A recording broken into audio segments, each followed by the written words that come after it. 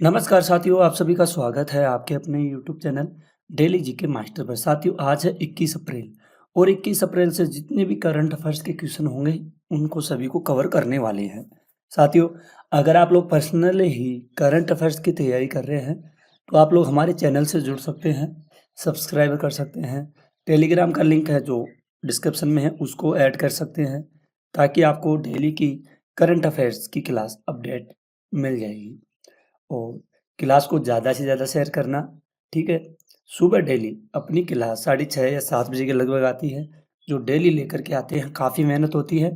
अगर आप लोग इस मेहनत की सफलता देना चाहते हो, तो चैनल को सब्सक्राइबर कीजिए, बेल आइकन को ऑन कर लीजिए, ठीक है? आपकी यूपीएससी, एनटीपीसी, एएलपी या railway group D, SSC CGL, SSC GD, CHSL, 10+2 otherwise कोई सी भी एग्ज़ाम हो, उनमें करंट अफेयर्स के क्वेश्चन पूछे जाते हैं और उसके लिए ये क्लास काफ़ी इम्पोर्टेंट साबित होती है। तो आइए, बिना किसी देरी से पहले क्वेश्चन से अपन शुरू करते हैं और आप लोग भी वीडियो के साथ-साथ बने रहिए। तो पहला क्वेश्चन है,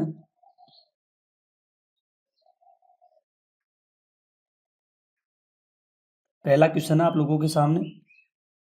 हाल ही में किस अंतर्राष्ट्रीय शहर ने 14 अप्रैल को आधिकारिक तौर पर डॉक्टर बी आर अम्बेडकर दिवस के रूप में घोषित किया गया है?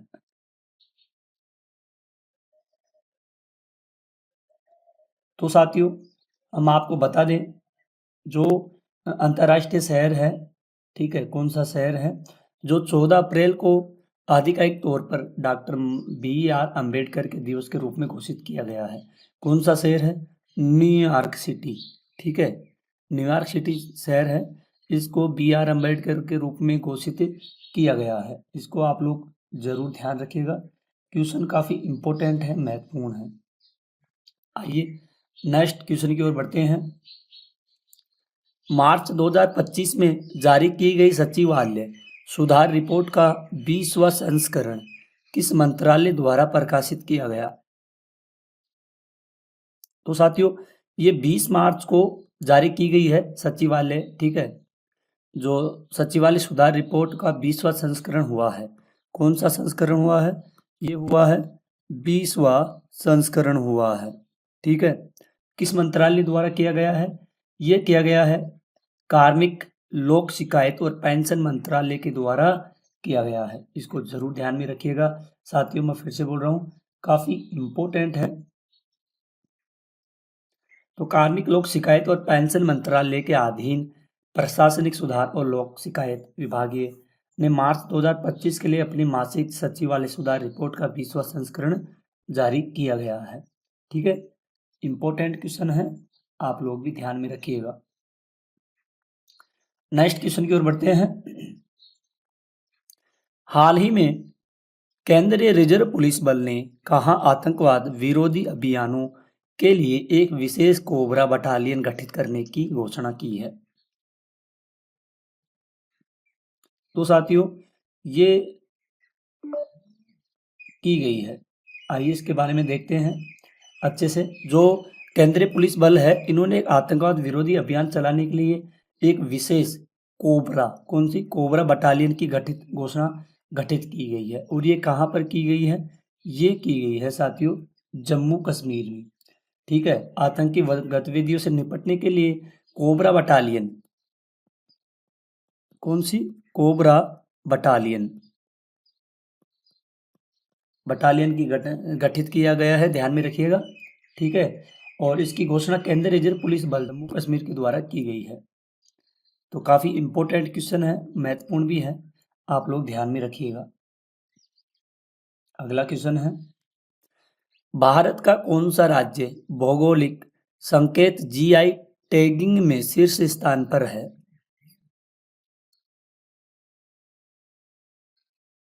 तो साथियों, काफी इंपॉर्टेंट क्वेश्चन है, महत्वपूर्ण क्वेश्चन है, इसको इंपॉर्टेंट आप लोग कर लीजिएगा। राज्य भौगोलिक संकेत जीआई टैगिंग में शीर्ष स्थान पर है, ठीक है।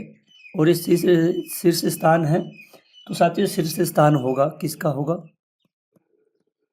उत्तर प्रदेश राज्य सरकार का शीर्ष स्थान होगा। किसका होगा? उत्तर प्रदेश का।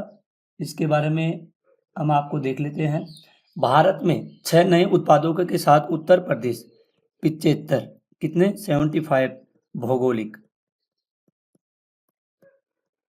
भौगोलिक संकेतक टैग वाले उत्पाद वाले राज्य के रूप में अपना स्थान इन्होंने बरकरार रखा है। ठीक है, इसको जरूर ध्यान में रखना। और तमिलनाडु कौन सा है साथियों? उत्तर प्रदेश पहले नंबर पे होगा और साथ ही दूसरे नंबर पर कौन सा होगा? ये होगा तमिलनाडु। तमिलनाडु दूसरे स्थान पर होगा। कौन से स्थान पर होगा? दूसरे स्थान पर होगा, जिसके पास कितने होंगे? 58 जीआई टैग वाले उत्पादक के रूप में है। ठीक है, जीआई टैग का एक विशिष्ट भौगोलिक क्षेत्र में उत्पादित होने वाले उत्पादों को दिए जाने वाले एक विशेष चिन्ह होते हैं, जो विशिष्ट गुणों और प्रतिष्ठितता का संकेत देते हैं। उत्तर प्रदेश के वाराणसी जिले में सबसे अधिक जीआई टैग है। ये उत्तर प्रदेश है ना, यहाँ का कौन सा है? वाराणसी क्षेत्र, वाराणसी जिला है, यहाँ पर सबसे ज्यादा जीआई टैग वाले उत्पाद मिलेंगे। जैसे बनारस की कौन सी? बनारस की क्या थी? बनारस की ठंडाई। और बनारस की क्या थी? सहनाई। बनारस की सहनाई। ठीक है, जैसे और बनारस का एक और था, बनारस का, इसको आप लोग ध्यान में रखना, बनारस का तबला। क्या था? ये बनारस का तबला आदि और भी थे। ठीक है, तो ये इंपॉर्टेंट है, इसको आप लोग जरूर ध्यान में रखिएगा। आइए नेक्स्ट क्वेश्चन की ओर अपन बढ़ते हैं साथियों। हाल ही में किस राज्य सरकार ने हीट वेव, सन स्ट्रोक और सनबर्न को राज्य विशिष्ट आपदा घोषित किया है? काफी महत्वपूर्ण क्वेश्चन है साथियों। और ये आपदा घोषित यानी कि हीट वेव, सन स्ट्रोक और सनबर्न को राज्य विशिष्ट आपदा घोषित किया गया है। किसे किया गया है? आइए इसके बारे में अपन अच्छे से देख लेते हैं। ठीक है, काफी इंपॉर्टेंट है। तो ये तेलंगाना, कौन सा राज्य है? तेलंगाना सरकार ने हीट वेव और लू और यानी सन स्ट्रोक को राज्य विशिष्ट आपदा घोषित किया है। इस घोषणा का उद्देश्य है हीट वेव से प्रभावित परिवारों को राहत दी जाए। तेलंगाना सरकार ने एक सरकारी आदेश जारी किया है, जिसमें हीट वेव और सन स्ट्रोक को राज्य विशिष्ट आपदा घोषित किया। इस घोषणा का मुख्य उद्देश्य है हीट वेव से होने वाली मौतों, हीट वेव है ना, इनसे होने वाली मौतों और क्षति दोनों मामलों में प्रभावित परिवार को राहत दी जाए। राज्य सरकार ने यह भी कहा कि हीट वेव एवं साइलेंट खतरा, जो साइलेंट खतरा होता है साथियों, जो सभी के लिए खतरनाक हो सकता है। ठीक है, परिवारों को राज्य आपदा प्रक्रिया निधि के माध्यम से राहत प्रदान करने के लिए। ठीक है, हाल ही में तमिलनाडु सरकार ने हीट वेव को राज्य आपदा घोषित किया गया है। किसने किया गया है? तमिलनाडु ने भी घोषित कर दिया गया है इसको। ठीक है, और ये तेलंगाना ने कर ही दिया है। राजस्थान सरकार ने भी लू को राज्य विशेष प्राकृतिक आपदा घोषित किया गया है। किसने? राजस्थान सरकार ने भी इसको लू के रूप में घोषित कर दिया गया है। दूसरे नंबर पर ये होगा, तीसरे पे ये होगा, पहले पे होगा। ठीक है, तेलंगाना। इन घोषणाओं का उद्देश्य है कि हीट वेव में प्रभावित लोगों को समय पर और उचित सहायता मिल सके। ठीक है, ये तेलंगाना सरकार का बड़ा फैसला है। इसमें तमिलनाडु ने भी फैसला लिया है और राजस्थान सरकार ने भी फैसला ले लिया है। आप पढ़ते हैं साथियों नेक्स्ट क्वेश्चन की ओर। हाल ही में प्रधानमंत्री नरेंद्र मोदी ने किस राज्य में 10,000 करोड़ रुपए की विकास परियोजनाओं का उद्घाटन शिलान्यास किया गया है? तो साथियों, इस परियोजना का उद्घाटन शिलान्यास यानी कि 10,000 करोड़ रुपए का कहाँ पर किया गया है? भारत के पीएम कौन है?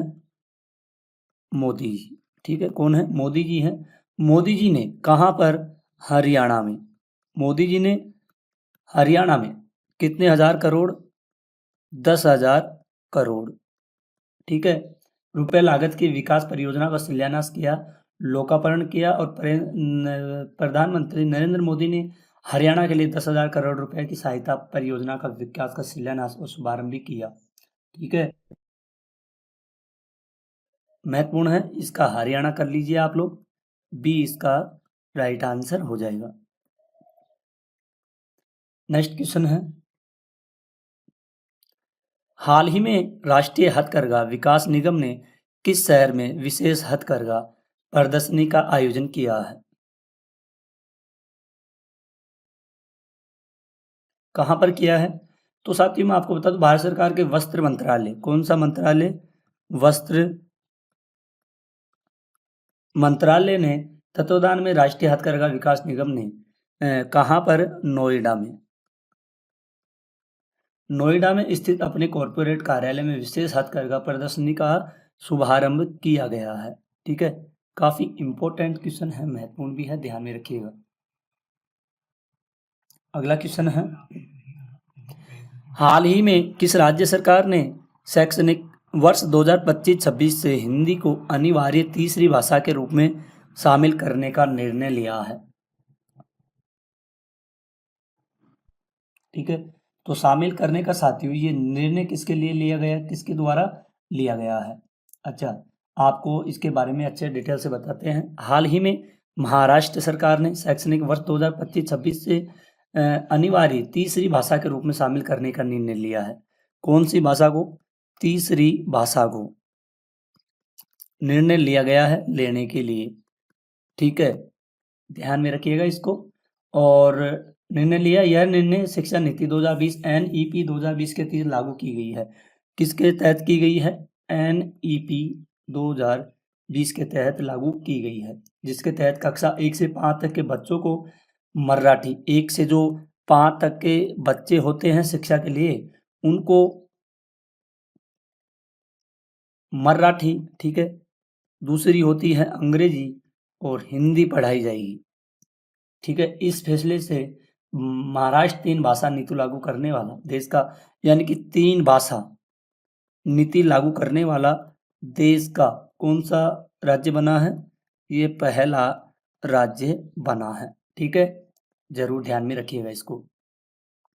नेक्स्ट क्वेश्चन है साथियों मैं आपसे फिर से बोल देता हूँ, काफ़ी मेहनत से क्लास लेकर के आए हैं, काफ़ी मेहनत हो रही है, तो आप लोग इसकी सफलता में दे सकते हैं। चैनल को शेयर करना, सब्सक्राइबर करना और अपने सभी दोस्तों को शेयर करना।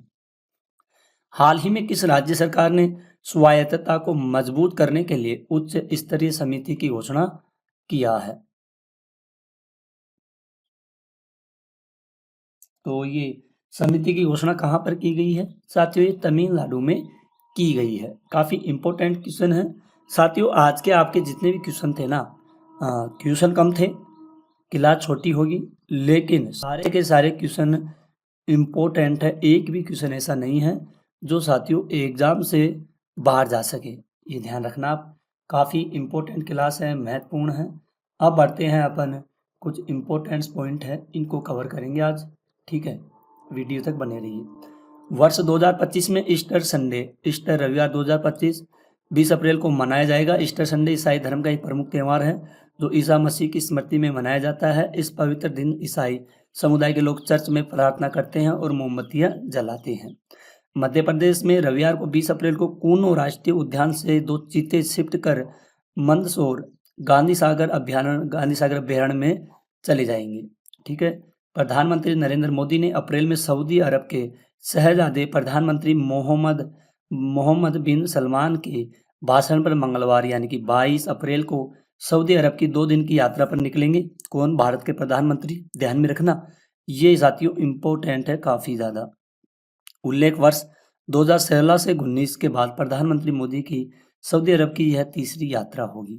ठीक है, भारतीय संस्थान के ग्रुप कैप्टन शुभांशु शुक्ला मई में एक्सियोम स्पेस के X4 मिशन के हिस्से के रूप में इंटरनेशनल स्पेस स्टेशन के लिए उड़ान भरेंगे। ठीक है,